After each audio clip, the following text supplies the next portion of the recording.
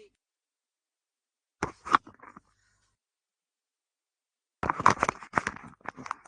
आज 2-3 और नए दिख रहे हैं मुझे फेसेस। कहाँ थे तुम इतने दिनों से? अब ठीक रहोगे? हैं? सर्टिफिकेट लेके आए डॉक्टर का? देख ले। हाँ हाँ ठीक है। बेटर है। पहले पेन हो रही थी बहुत ज्यादा। कल जितना पढ़ा था वो समझ में आया? ठीक है जी। वेरिफिकेशन समझा देते हैं जी। और कुछ सबको समझ में आया हुआ? बाकी ट्रस्टी ठीक है जी। पेन दो भाई एक।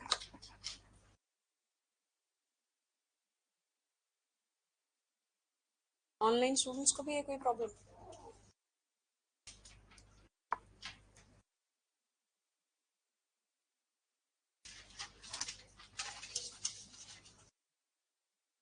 बिल ऑफ एक्सचेंज एक इंस्ट्रूमेंट है,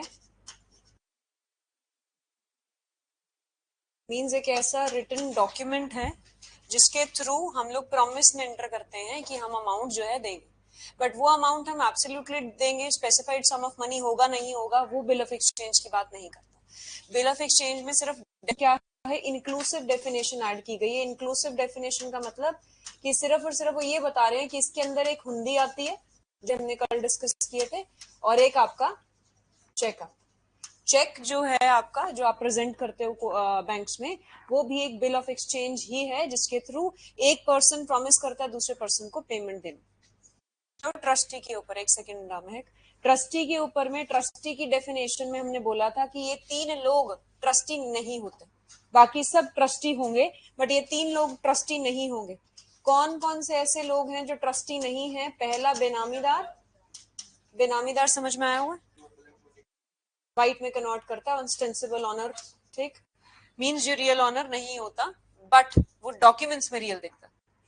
next is the mortgagee who is remaining in the possession of after the mortgage money has been satisfied. मतलब जब हमने प्रॉपर्टी रहन की थी आपको, तो उसके बाद आपने उसको छुड़वा लिया, छुड़वाने के बाद भी आप उसकी पोजेशन में रह रहे हो प्रॉपर्टी में, तो वो आपका ट्रस्टी नहीं कहलाएगा, but mortgagee in wrongful possession कहलाता है। Third was wrongful possession।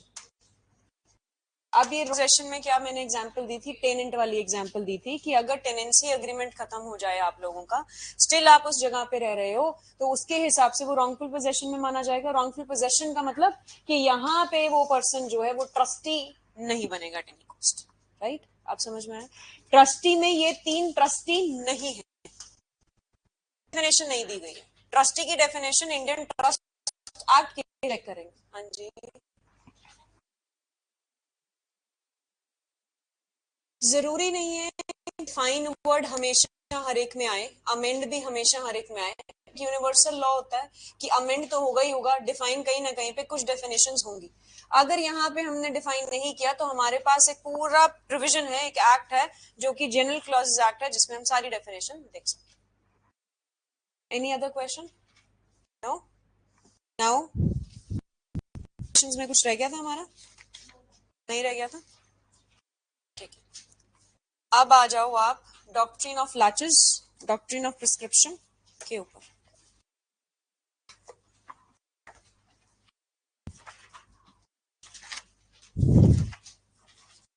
पहले समझना है, फिर आगे डिस्कस करेंगे इसको।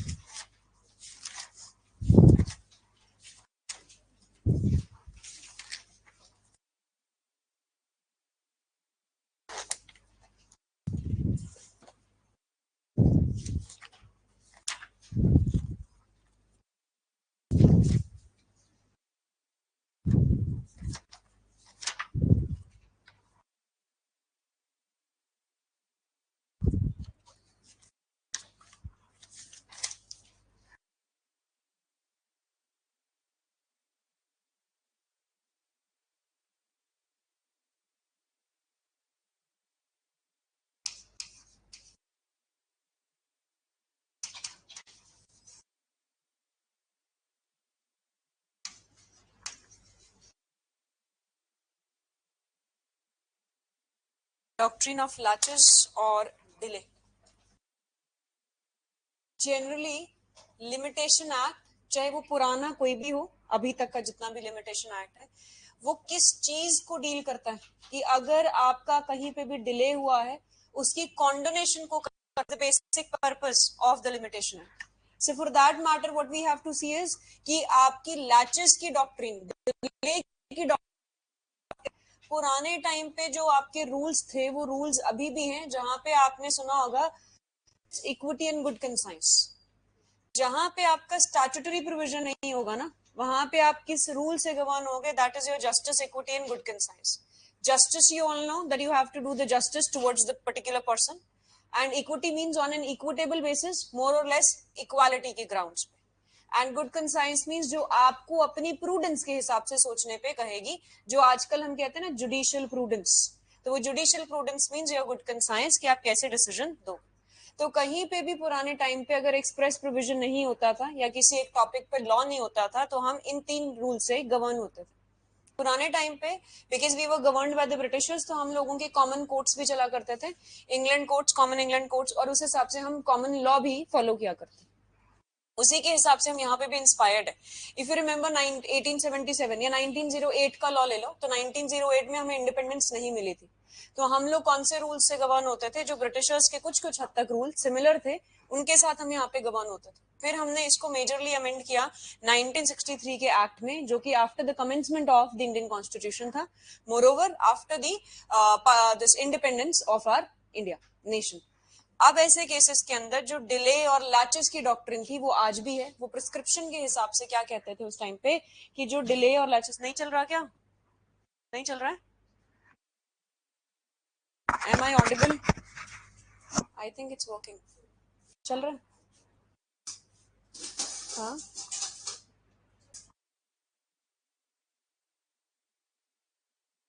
वाईफाई का नंबर कहाँ होता मनवीर?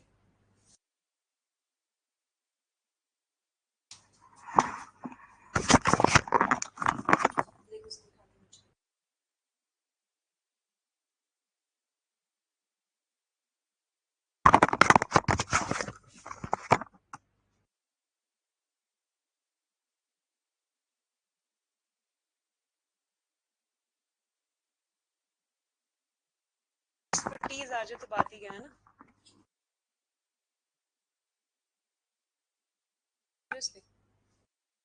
नहीं, तुम लोगों को है ना टेक्निकल एक्सपर्टीज, हमें तो नहीं है उतनी।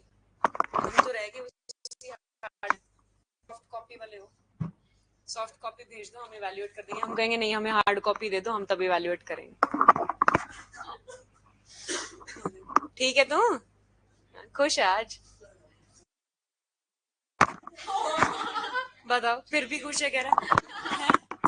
अच्छा, तू ना डॉक्टर को दिखा ले, ठीक है? पेपर आ रहा है, और Gujarat notification is also out today itself. Gujarati के लिए I will send you the number of a teacher जो पढ़ाते हैं गुजराती के लिए, and JMIC is not difficult to crack, not difficult to crack. वो दे देंगे, कोई बात नहीं, वहां पे बहुत इजी है गुजराती, कौन सा डिफिकल्ट है? मजा मच्छर है। हाँ जी, क्या क्या जानना है आपको? मदद करो उनकी। Phone number?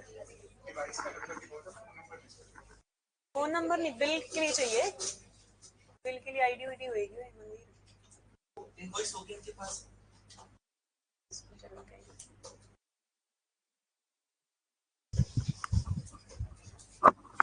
Control your emotions.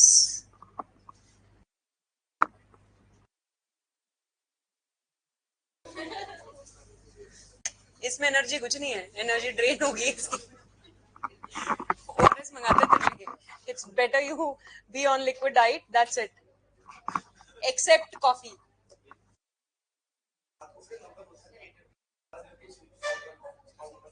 फिर किस, सॉरी,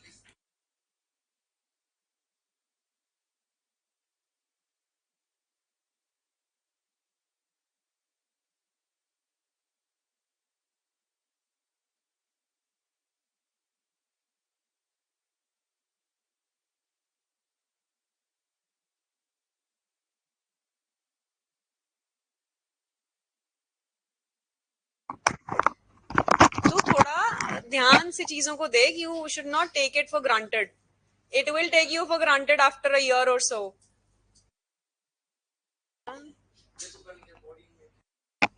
कैसे बैठेगा बता डाइस पे? You have to sit. Sorry, what did he से?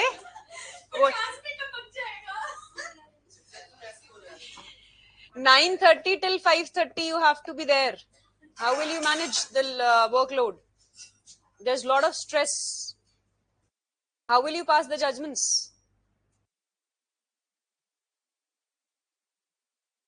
लॉजिक देख रहे हो इसका? आदत है तो हाल क्या किया तूने अपनी आदत के साथ? हाँ, चलो रहने दो, वापस आ जाओ. बायो और साइंस और इसमें नहीं जाते.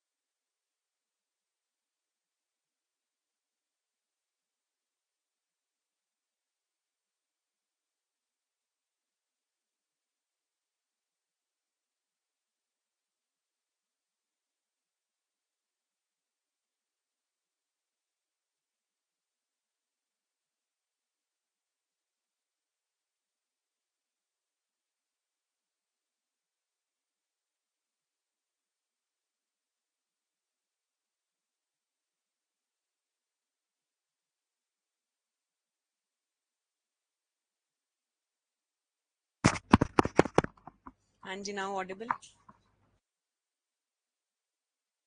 ठीक है जी, चलो जी. हाँ जी, we were discussing the doctrine of laches. ठीक है, लैचेस आज भी हम फॉलो करते हैं, बट हम डॉक्ट्रिन ऑफ लैचेस की जगह अब कॉन्डोनेशन की बात करते हैं. है सेम पर्पस कि जब डिले होगा तो डिले होने के बाद हम कॉन्डोनेशन में जाएंगे, सेक्शन 5 लिमिटेशन एक्ट में जाएंगे. बट ये पुराना रूल था डॉक्ट्रिन ऑफ लैचेस का, जिसपे आपको 2 मार्क्स या 3 मार्क्स में लिखने को आता है शॉर्ट नोट. ठीक है, हम फॉलो कौन सी प्रिंसिपल एंड पॉलिसी करते हैं? Justice, equity and good conscience. इसी तरीके से आपके पहले के राइट्स थे डॉक्ट्रिन ऑफ प्रिस्क्रिप्शन. सुन लेना, फिर लिखवाऊंगी. डॉक्ट्रिन ऑफ प्रिस्क्रिप्शन या प्रिस्क्रिप्टिव राइट्स वो राइट्स होते थे जो बाय वे ऑफ ईजमेंट्स हम एक्वायर करते थे. ठीक है, अभी के लिए जब हम सेक्शन 25 और 26 पढ़ेंगे तो उसमें मैंने कल भी समझाया था कि 20 साल का टाइम पीरियड है.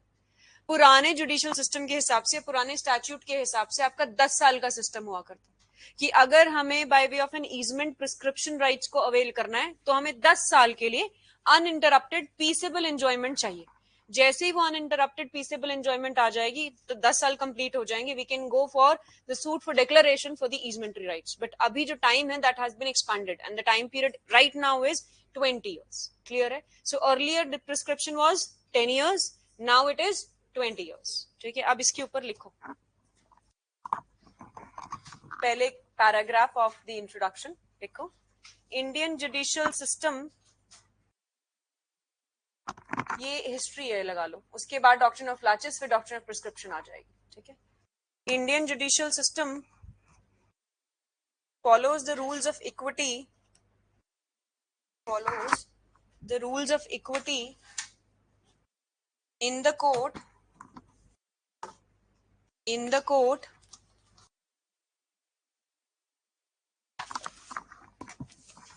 and the doctrine of laches and the doctrine of laches is an equitable doctrine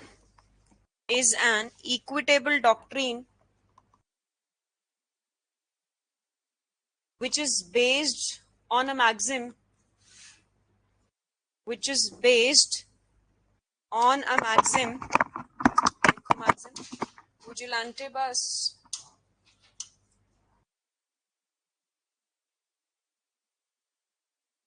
पूरा क्या होता है बोलो vigilantibus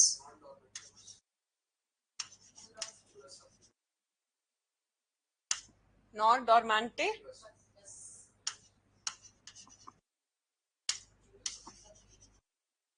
सॉरी क्या बोल रही थी तू मुझे सुना फिर गलत ठीक है लिखो इसको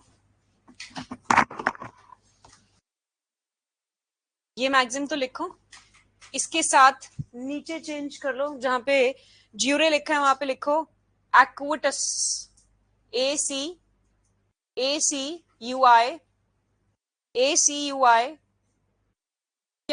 सॉरी ACQUI जुरे के और करके नीचे ACQUITAS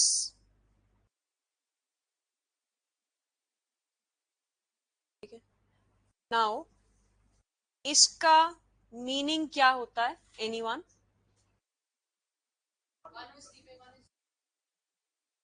Yes, the person who is vigilant, law favors the one, and the person who sleeps upon his own rights, law does not favor such person. So law किसको favor करता है? Who are vigilant, and law किसको favor नहीं करता? जो sleeping upon their own rights. The same rules है इसका लिखो, which means equity aids the vigilant. It means equity aids the vigilant, and not the ones who sleep over their rights. Next para. It refers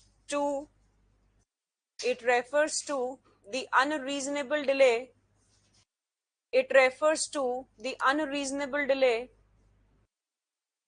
ये जो बाहर बैठे हैं बच्चे ये आप ही के बैच के देखना जरा पीछे वो बैठे हैं सामने उधर हाँ न्यू है ना उनका लिमिटेशन नहीं है It refers to the unreasonable delay.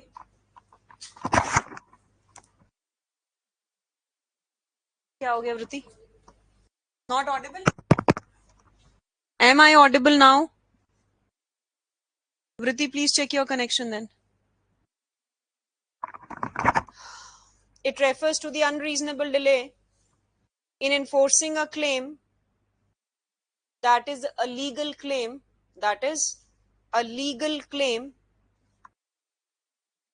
and gives an equitable defense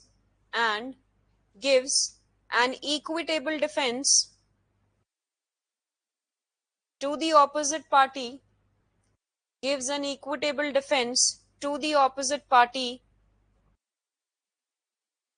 that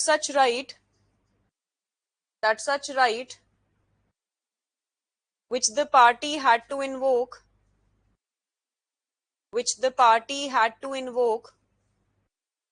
is no longer available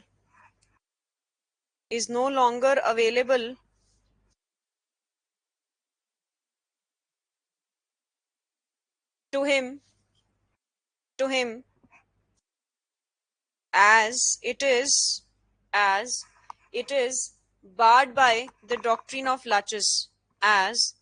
it is barred by the doctrine of laches. अब लिखो doctrine of limitation and laches.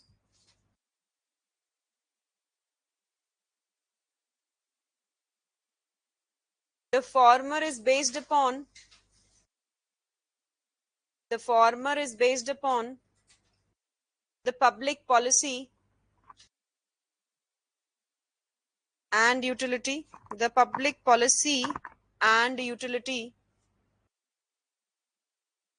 while the latter is based upon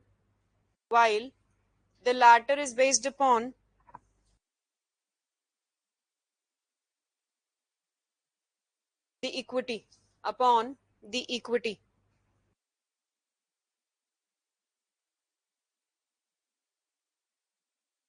Latches and limitation, no doubts.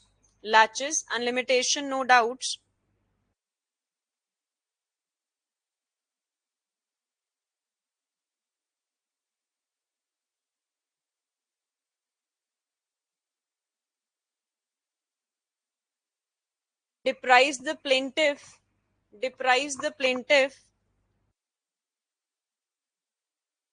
of seeking remedy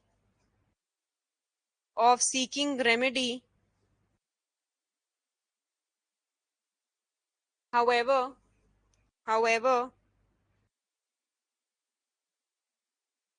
latches deprive him also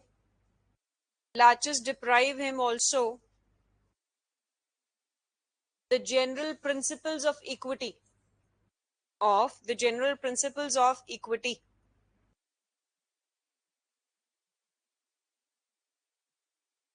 full stop.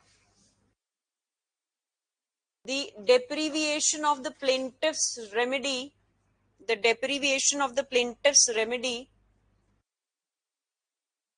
as per the doctrine of limitation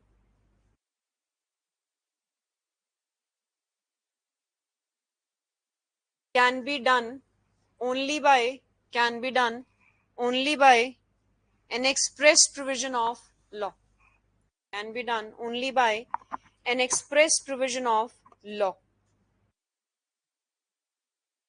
Next लिखो prescription rights or laws.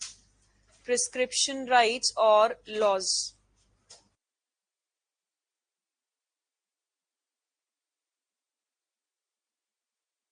Prescription rights or laws that were prevalent before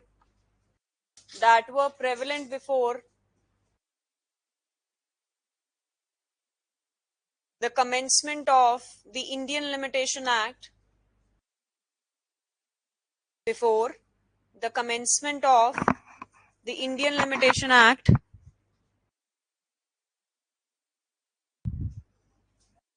such rights were basically concerned क्या छूट गया? Before the commencement of the Indian Limitation Act, such rights were basically concerned with the acquisition of ownership.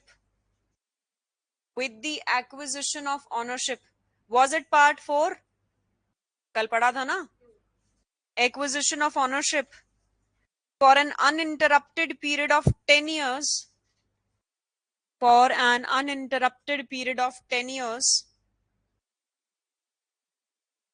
Of ownership for an uninterrupted period of 10 years, and after the expiration of 10 years,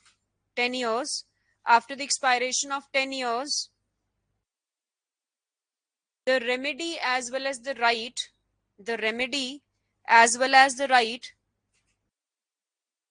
used to get extinguished.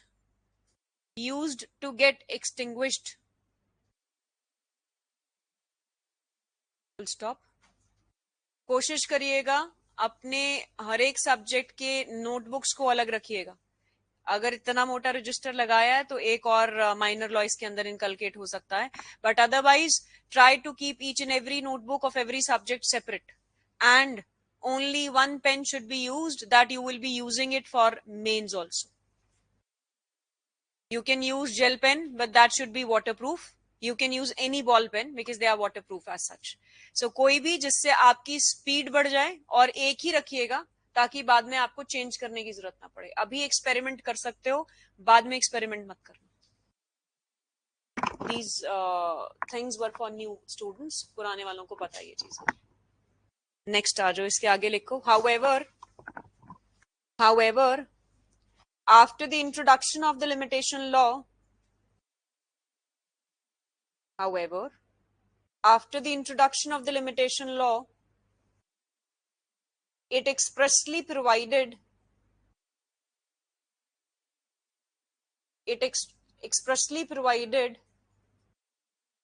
that only the remedy will be extinguished,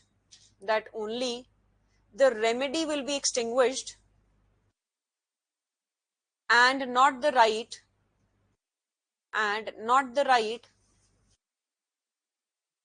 except section 27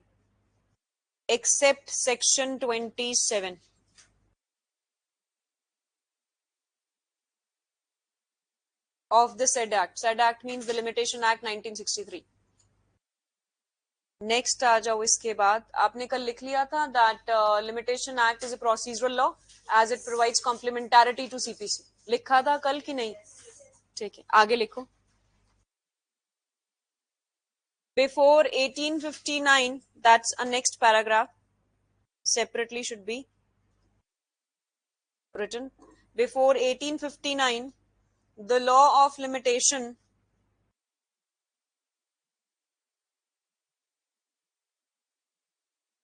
was divided into two parts. Number one,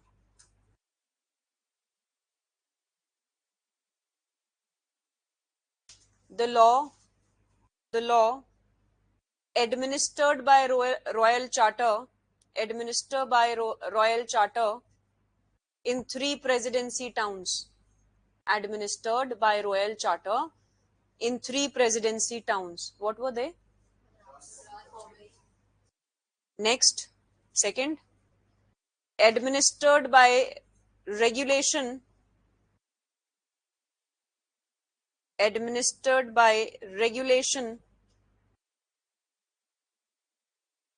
laid down for mufassil courts. MOFUSS mufassil MOFUSSIL mufassil courts. क्या छूट गया? Laid down for mufassil courts. MOFUSSIL. These were the all civil courts that were prevalent in all the other countries and the provinces, I would say, except the three presidency towns. Next pointers में कर लेना ये सारी चीजें। ये पहला point था जिसमें दो रूल्स थे बिफोर 1859। सेकंड पॉइंट लिखो, there was a need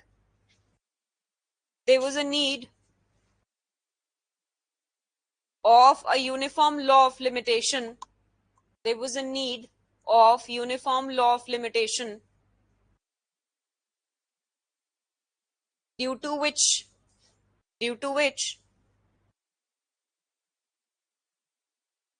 the Act of 1859,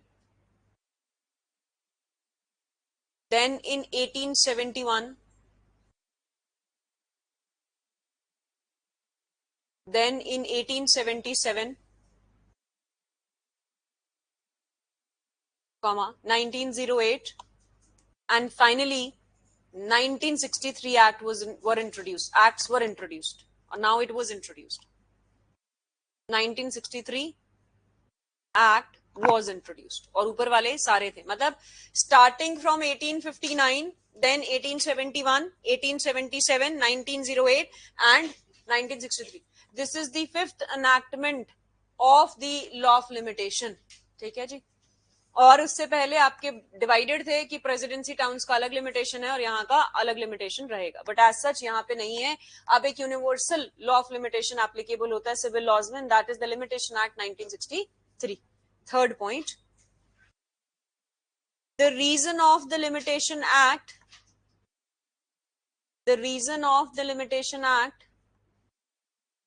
is basically to draw a balance between the rights and liabilities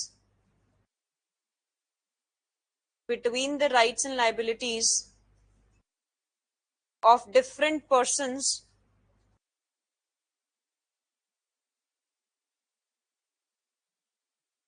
as rights and liabilities cannot be allowed as rights and liabilities cannot be allowed to remain alive or open forever or open forever. Next, long delay on the part of the parties long delay on the part of the parties will tend to prejudice will tend to prejudice the justice tend to prejudice the justice or will protract protract protract means to delay protract the justice. Therefore, same continuing point, therefore it was necessary to enforce such a law which could keep a vigil vigil, you understand, a check upon the parties who were sleeping upon the parties who were sleeping upon their own rights क्या छूट गया मैं सब ठीक है.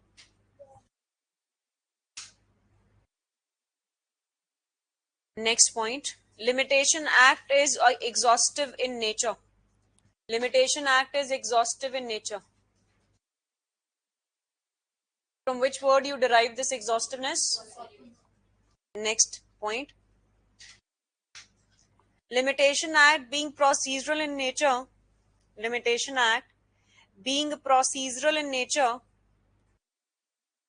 is retrospective in operation in reference, ये underline कर लेना, in reference to the proceedings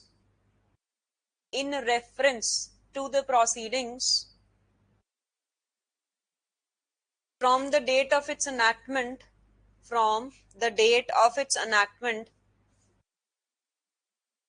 even though the cause of action might have arisen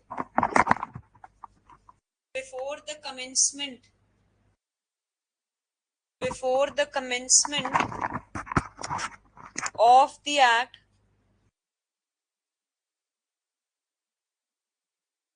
Section 31 of the present act Piyush क्या छूट गया, sorry, arisen before the commencement of this act. Section 31 of the present act must be referred in this regard. Next point, speed किस किस को ज्यादा लग रही है? ठीक है. Limitation Act does not apply to criminal proceedings.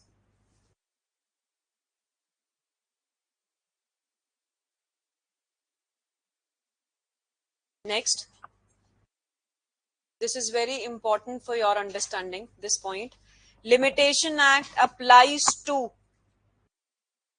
the institution of proceedings. Limitation Act applies to the institution of proceedings and not on the continuance.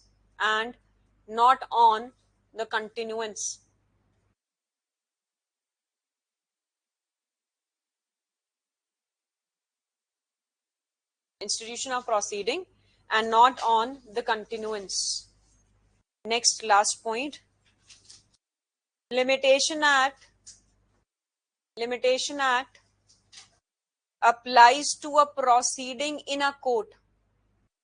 Applies to a proceeding in a court and does not apply upon the proceedings before quasi-judicial authorities. Before quasi-judicial authorities.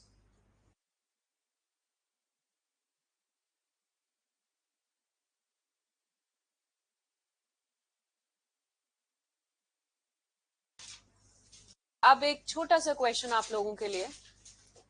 Do you understand the word petition now? Petitions are those petitions which are governed by the family law. Apart from this petition, there are writ petitions also. There are writ petitions in several forms. That may be in the form of these 5 writs. That may be SLP. That may be curative petition. That may be review petition. Is there any act, likewise the Limitation Act, or simply whether the Limitation Act applies to petitions under the Hindu law? अलग-अलग पूछूंगा. Whether the Limitation Act applies to petition under the Hindu law?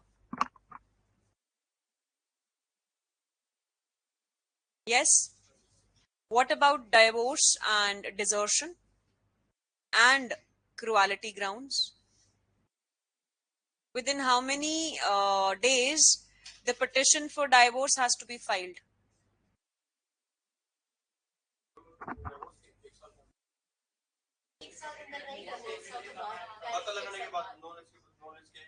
बच्चे वो cruelty अलग है. मैं कह रही हूँ तलाक का दावा आप कब डाल सकते हो शादी के बाद?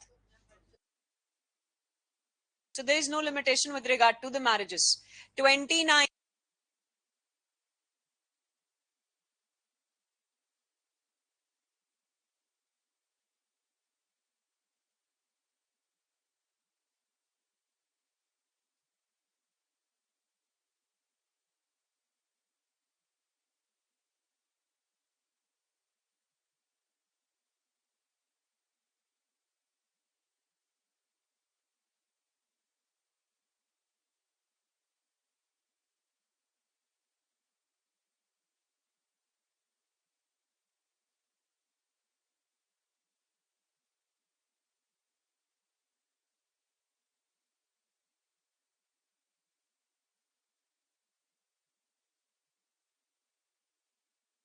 Audible?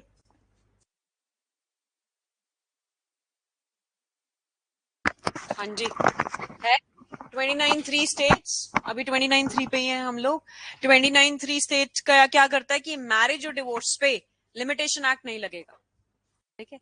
So if a petition is for divorce, whether limitation act is applicable? If a petition is related to any marriage, that may be under the Hindu Marriage Act, whether this limitation act is applicable? No. But with regard to Hindu adoption, maybe cruelty, there are separate period that may be provided. But as such, upon that also, generally नहीं लगता. Reason behind that is, आपके जितने भी family laws हैं, they are generally governed based on the sentiments of the society as well as of the personal laws. Due to which आप personal laws में rigid law को नहीं लगा सकते. And that is why generally limitation act is not applicable. अब आ जाओ writ petitions पे. Writ petitions पे क्या हिंदू ये लिमिटेशन एक्ट लगता है? नहीं लगता. क्यों? अगर मैं आर्टिकल पीछे वाला आपको पढ़वाऊं, आपको नंबर देती हूं मैं वो आर्टिकल का, और आप उसको खोलो और बताओ कि नहीं लगता.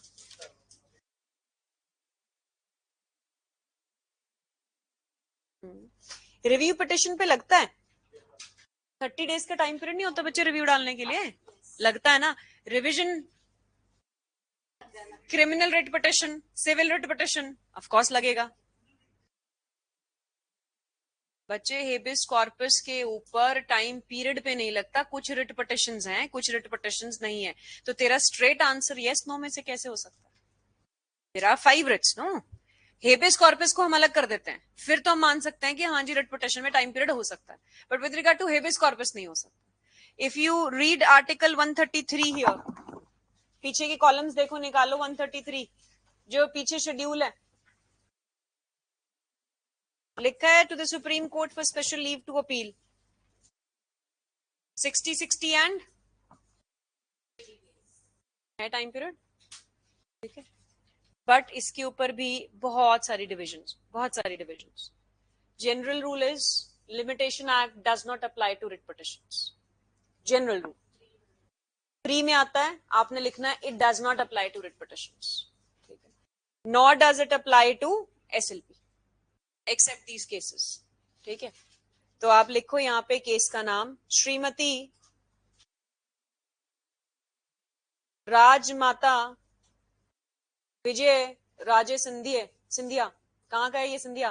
ग्वालियर एमपी में। श्रीमती राजमाता विजय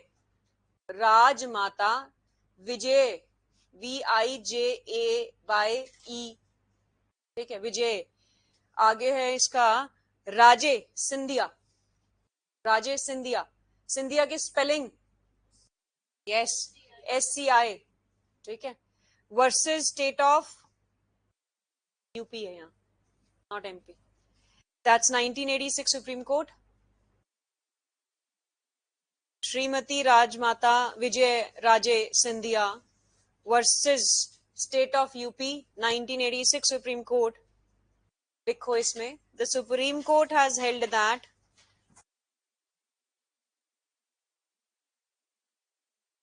Limitation Act does not apply to writ petitions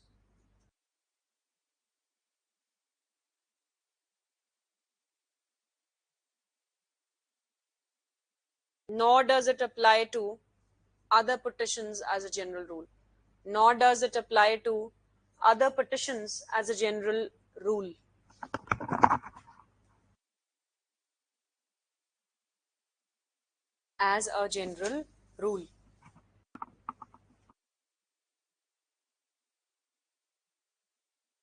ठीक है।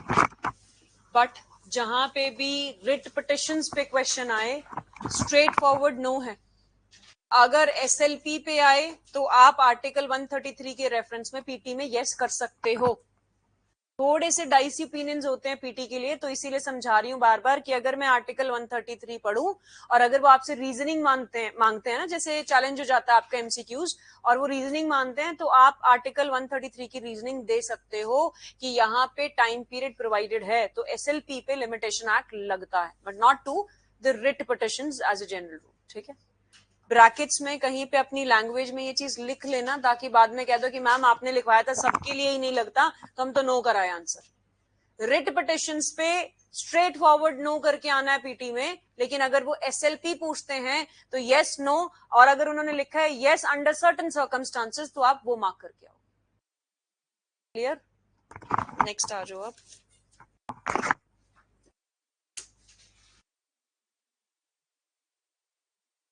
अब हम शुरू कर रहे हैं लिमिटेशन एक्ट प्रॉपरली। अभी तक जो कल हमने पढ़ा या आज भी पढ़ा अभी तक, वो सब था आपका बेसिक बैकग्राउंडर, जिसमें लिमिटेशन एक्ट को हमने डील किया, ठीक है। अब एक दो चीजें जो लिमिटेशन के सेक्शन 3 को समझने से पहले आपको समझनी पड़ेंगी। CPC के साथ इसकी लिंकेज बहुत है, तो एक रिक्वेस्ट करूंगी मैं उनसे जिन्होंने अभी तक CPC नहीं पढ़ा है, कि जो जो सेक्शन को मैं रेफर करूं CPC के या किसी भी ऑर्डर को रेफर करूं, तो आप वो घर जाके पढ़ोगे, और कोई उसमें डिस्प्यूट आएगा तो आप आके मुझसे पूछोगे, ठीक है। अब एक चीज समझना, क्लासिफिकेशंस हुआ करती थी पहले आप लोगों की, आपने अगर ज्यूरिस्प्रूडेंस पढ़ा हो तो। परफेक्ट राइट्स, इम्परफेक्ट राइट्स सुना है कभी? Perfect classification, imperfect classification, constitution में भी पढ़ाया है मैंने तुम्हें। Perfect classification, over inclusive classification, under inclusive classification पढ़ाया है कॉन्स्टिट्यूशन में? पढ़ाया तो है, बट याद नहीं है मैम, पूछ मत लेना, है ना। क्या होती है ये? आप लोगों से पूछती हूँ, अभी एग्जाम्पल देती हूँ, याद आ जाएगा। आप लोग यहाँ पे सब जुडिशरी के लिए आए हो। जुडिशरी के 3 स्टेजेस हैं, आप सब ने अभी तक कोई भी स्टेज नहीं पार किया, because now you are preparing. Is it a perfect classification कि हमने आपका एक बैच बनाया और एक ही में इंक्लूड कर दिया? ठीक है। आप में से कुछ ऐसे बच्चे हैं, मेजरली ऐसे बच्चे हैं जिनका इंटरव्यू पेंडिंग है और हम उनको बेस फाउंडेशन कोर्स करा रहे हैं. इज इट ओवर इंक्लूसिव और अंडर इंक्लूसिव? अंडर इंक्लूसिव है. क्यों? मैंने वर्ड यूज किया, मेजरली बच्चे इंटरव्यू वाले बैठे हैं. ओवर इंक्लूसिव है मतलब हमें फाउंडेशन कोर्स नहीं कराना उनको. हमें क्या कराना है इस टाइम पे कि उनको सिर्फ गाइडेंस देनी है कि आपने इंटरव्यू प्रिपेयर कैसे करना है. और सपोज करो यहाँ पे 40 स्टूडेंट्स हैं, हाइपोथेटिकल. 40 में से 30 स्टूडेंट्स इंटरव्यू के बैठे हैं, तो और मैं यहाँ पे लिमिटेशन बढ़ा रही हूँ, वो तो उन्होंने पढ़ लिया ना. उन्होंने सिर्फ इंटरव्यू के लिए क्वेश्चंस पूछने हैं या लेटेस्ट जजमेंट्स पढ़नी है. तो ये ऐसी क्लासिफिकेशन है जहां पे हमने ज्यादा एडिशनली चीजों को एड ऑन कर दिया जो कि जरूरत नहीं थी. हाँ, अगर बच्चे ही 5 बैठे होते हैं इंटरव्यू के या मेंस के बैठे हैं 5 बच्चे, बाकी सब फाउंडेशन कोर्स के, तो चल सकता है. ठीक है, क्योंकि हम तीनों स्टेजेस में ये कहते हैं कि ये पीटी के लिए रेलेवेंट है, ये इंटरव्यू के लिए रेलेवेंट है, तब वो हो सकती थी. या एक और इजीएस्ट एग्जांपल लेते हैं कि आप लोगों में से अभी मेंस होना है सबका, तो मेंस के लिए कईयों का पीटी निकल चुका है, कईयों का पीटी भी नहीं निकला, और मेंस की हम गाइडेंस साथ के साथ दे रहे हैं. तब तो वो अंडर इंक्लूसिव है कि और कोई आएगा तो हम इस बैच में उसको इंक्लूड कर सकते हैं. Yes, so that is under inclusive. In the same way, there are certain perfect rights, there are imperfect rights.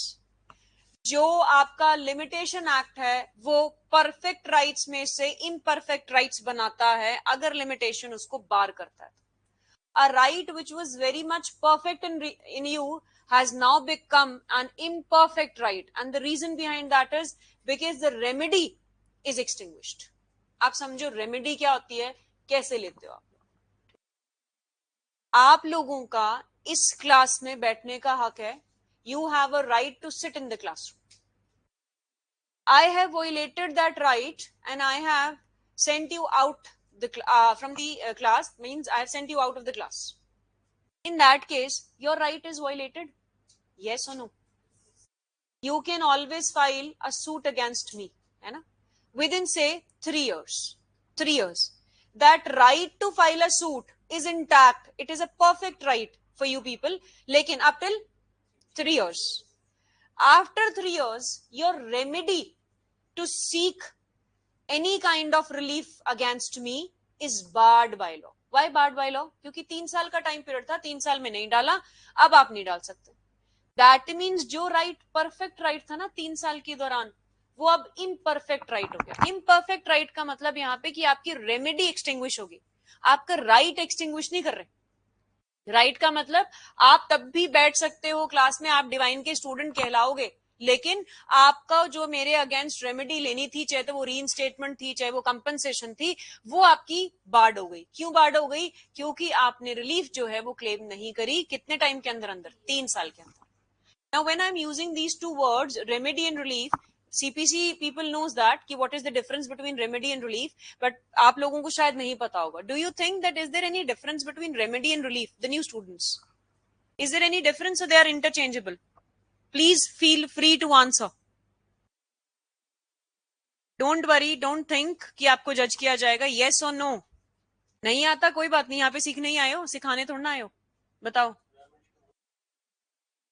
Hmm. Hmm. Okay, ठीक है. Any other?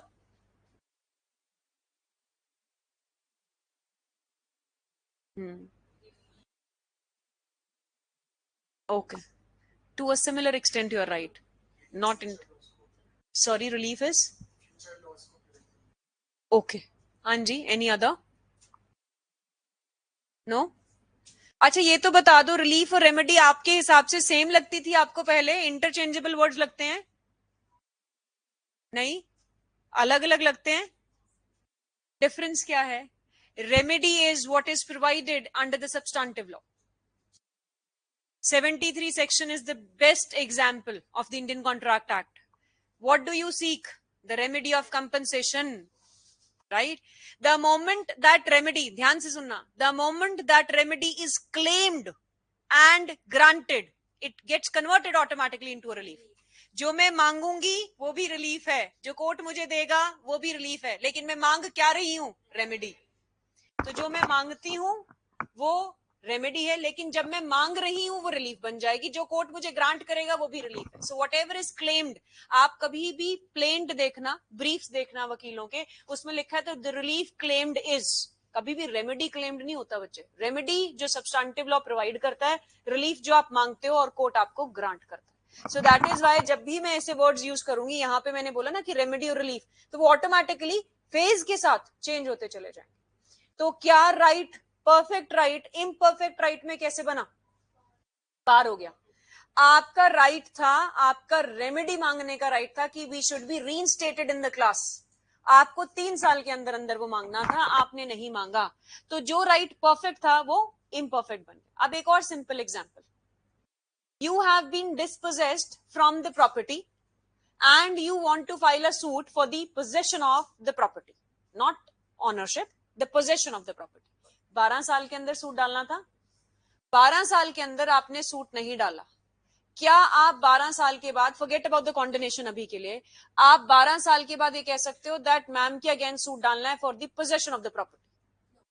The right to claim possession back from me was within the 12 years, which was a perfect right. अब 12 साल के बाद क्योंकि time period खत्म हो गया तो वो इम्परफेक्ट बन गया। बट क्या आपका राइट एक्सटिंग्विश हो गया? क्या आप ऑनर नहीं रहे? ऑनर तो possession is 9 point of ownership, which means 10th point is ownership. 9 points तक ये माना जाता है कि जो पोजेशन में है वही ऑनर भी होगा, लेकिन 10वां पॉइंट एक बहुत इंपॉर्टेंट पॉइंट है जो ये आपको प्रूव करेगा कि आप ऑनर हो या नहीं हो। तो आपका राइट एज एन ऑनर खत्म नहीं होता, लेकिन आपका राइट टू क्लेम पोजेशन खत्म हो जाता है। So an right which is a perfect right for a period of 3 years, 12 years as the case may be, has now become an imperfect right because of the time period which has already been gone. Clear है यहाँ तक? So classification में क्या बनेगा? Limitation Act states a right which was a perfect right has now converted into an imperfect right. लेकिन extinguishment नहीं है right की, except section 27 जो मैंने लिखवाया अभी आपको। Section 27 is one such substantive provision under the Limitation Act which also extinguishes your right. आपका right भी खत्म करता है सेक्शन 27, लेकिन सेक्शन 27 लिमिटेशन एक्ट अकेला नहीं पढ़ा जाता, इसके साथ साथ लिखना चाहो तो लिख लो कहीं पे भी, section 5-6 SRA, article 64 and 65 of the limitation act पढ़ा जाएगा ही जाएगा at any cost. And what are the landmark cases for the same? You've done SRA, KC Alexander, Most Reverend KC Alexander versus Nair Service Society and another. Poona Ram का case है 2019 supreme court. 2 judgments are very important judgments for SRA, ठीक है। सो जब भी section 27 पढ़ेंगे, section 27 के साथ 5-6 SRA read with article 64-65 limitation act. Poona Ram 2019, इसके ऊपर बहुत अच्छे से सुप्रीम कोर्ट ने सेटल्ड पोजेशन को एक्सप्लेन किया। ये लिमिटेशन एक्ट का है, सिर्फ एक ही सेक्शन है 27 लिमिटेशन एक्ट जो कि एक सब्सटेंटिव लॉ है जो आपके राइट को खत्म करता है, लेकिन ये अकेला नहीं पढ़ा जाता, ये हमेशा 5-6 SRA एंड 64-65 लिमिटेशन एक्ट के आर्टिकल्स के साथ पढ़ा जाएगा। हाँ जी मैम,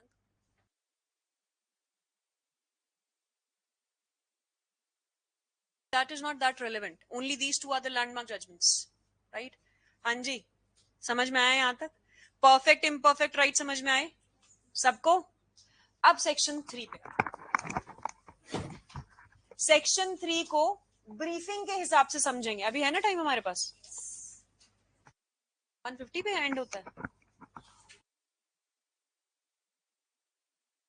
सीपीसी फिर लिंगर ऑन हो जाएगा जैसे हमारा कॉन्स्टिट्यूशन, टाइम नहीं मिलेगा। And there is a possibility that I may take up your rent act today also, and I will wind up the rent act within a week. Maybe this lecture adjustment would be there instead of Rohit sir. I will be taking up the lecture for rent act. Not sure, but we'll let you know. हाँ, पंजाब वाला ही कराऊंगी अभी तो। फिर मैं starting से बच्चे, starting से 5-6 दिन के अंदर अंदर वो खत्म भी हो जाएगा। तो वो रेंट एक्ट अगर जिसने भी लगाना हो तो वो लगा लेना, ठीक है। पॉसिबिलिटी है, अभी मैं जाके देखती हूँ, बात करती हूँ कि मेरे पास टाइम है या स्लॉट्स कैसे अवेलेबल है, बिकॉज 5:20 पे आई थिंक खत्म होता है वो। या आपका सर का लेक्चर कब होता है? 5:30 till 7 मेरे लिए भी मुश्किल है, पर लेट्स सी. 5 to 6:30 है ना, so we'll think of it and then we'll decide. Coming back, सिर्फ समझ लो, लिखना कुछ नहीं है. सेक्शन 3 को कल दोबारा से समझेंगे. सिर्फ अभी के लिए आप सेक्शन 3 का सबसेक्शन 2 पढ़ के आना साथ में. अब वो समझना क्या है वो देख लो क्या है. Suit is said to be instituted. आपको मैंने अभी लिखवाया पॉइंटर्स के अंदर कि जो भी लिमिटेशन एक्ट है वो इंस्टीट्यूशन ऑफ सूट्स पे लगता है, कंटिन्यूएंस पे नहीं लगता. याद है वो कल डायग्राम बनाया था कि आपका cause of action and PP इतना निकल के आया, तो विद इन दैट सूट पे लगेगा. अगर पीपी के बाद सूट डाला वो बार्ड हो जाएगा, मींस इंस्टीट्यूशन ही बार्ड है आपकी. ठीक है. इसके साथ कल मैं सेक्शन 9 सीपीसी पढ़ाऊंगी. So those who are not keeping CPC bare acts, please bring the CPC bare acts also with you. अब इसमें सूट कब से इंस्टीट्यूटेड माना जाता है. ठीक है. 3 टर्मिनोलॉजीज हैं, ध्यान रखना. अपील इज प्रेफर्ड हमेशा, suit is instituted and an application is made. ठीक है. गलत मत कर देना, suit is made, application is instituted और कुछ और कराओ. ऐसा नहीं होता है. वहीं पे आपके एग्जाम में 0 मार्क्स हो जाएंगे. सूट इंस्टीट्यूट होता है. अब सूट इंस्टीट्यूट होता कैसे? सेक्शन 26 सीपीसी का, ऑर्डर 4 सीपीसी का ये कहता है a suit is said to be instituted when it has been filed in 2 duplicates and there are as many copies of the plaintiff as there are defendants, and that is supported by an affidavit, and all these whole document has been tendered at the filing counter. Filing counter is known by several names as per the practical parlance, your registry office, सुविधा केंद्र, बहुत कुछ. तो जब आप एक officer को stamp लगवा के कोर्ट फीस सब कुछ देने के बाद पूरी ब्रीफ लेके प्लेंट की कॉपीज लेके डुप्लीकेट में जाते हो कोर्ट में सबमिट करने, तो आपने देखा होगा अगर प्रैक्टिकली किस किसने इंटर्नशिप की है या दिमाग लगा के देखा है वहां पे. जिन्होंने नहीं देखा समझ लो, इमेजिन कर लो. सपोज करो ये सारे कोर्ट्स हैं आपके. ठीक है. यहाँ पे ये वाला एरिया जो है काउंटर एरिया, ये रजिस्ट्री ऑफिस होता है या सुविधा केंद्र कह लो. जो भी वकील जब भी कोई केस आएगा वो कभी भी यहाँ के अप्रूवल के बिना केस आगे मार्क ही नहीं होता. आपके डीजे केसेस मार्क करते हैं. तो होता है कि आप यहाँ पे ले आए, स्टैंप एक्ट पे के हिसाब से, कोर्ट फीस एक्ट के हिसाब से सब कुछ लगा हुआ है. लगने के बाद आपने उनको दे दिया, वो चेक करेंगे. चेक करने के बाद उनके इमीडिएट बाहर एक नोटिस बोर्ड लगा होता है. नोटिस बोर्ड में as I said broad stages में डेट ऑफ अपीयरेंस डाल देते हैं. डेट ऑफ अपीयरेंस का मतलब है कि अगर आपने सुबह डाला है तो शाम तक पता चल जाएगा केस नंबर क्या है आपका, कौन से जज को मार्क हुआ. ठीक है. अगर आपने शाम को डाला है मींस दोपहर के बाद, तो अगले दिन सुबह तक पता चल जाएगा. इन बिटवीन आपके नंबर्स आजकल रजिस्टर्ड होते हैं. ठीक है. वकील के कोई ऑब्जेक्शन लग गई कि भाई ये प्रिंट आउट ऐसे चाहिए था, क्लियर नहीं है, या इसमें सिग्नेचर्स आपके चाहिए थे, आपने सिर्फ डिजिटल सिग्नेचर प्रीफिक्स किए, उसके अंदर वो ऑब्जेक्शन आपको मैसेज में आ जाती है कि जी ऑब्जेक्शन लगे, इसको करेक्ट कराओ.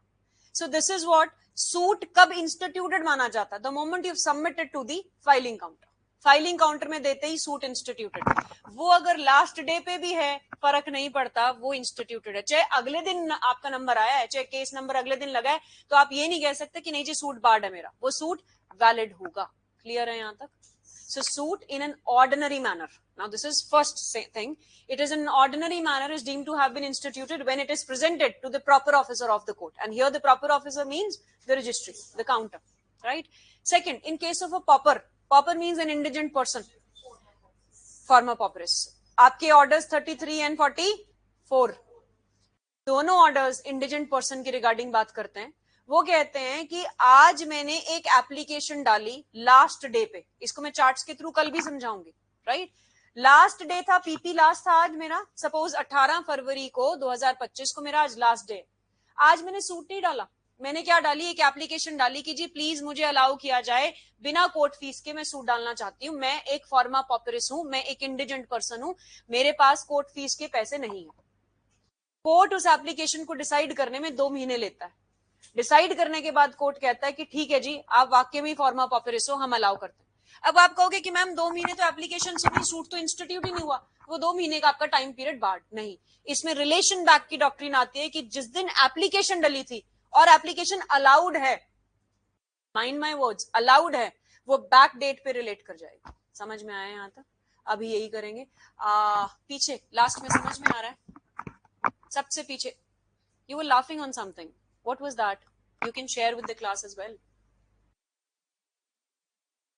From here, I can see each and every face, right? So if it was regarding something which we can also, हाँ, रोज करते थे, हाँ तो शेयर कर सकते हो आप, इनको बता भी सकते हो कि कैसे कर सकते थे. In case you have some brief, show it to them also. Online भी करना पड़ता है. Yes. So this is how you can help your batchmates, right? तो आप उनको हेल्प कर दिया करो जिनको नहीं पता है कुछ भी.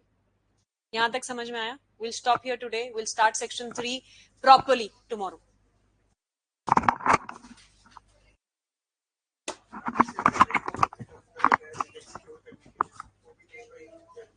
पिछली डेट तभी तो कहते हैं बच्चे वो जानबूझ के ऑब्जेक्शंस लगाते हैं कई बार, ताकि रोस्टर चेंज होने के बाद किसी और पे चला जाए, ताकि लिमिटेशन पीरियड भी बच जाए हमारा. ठीक है जी. Online students ending the session and 2:15 पे सीपीसी शुरू करेंगे.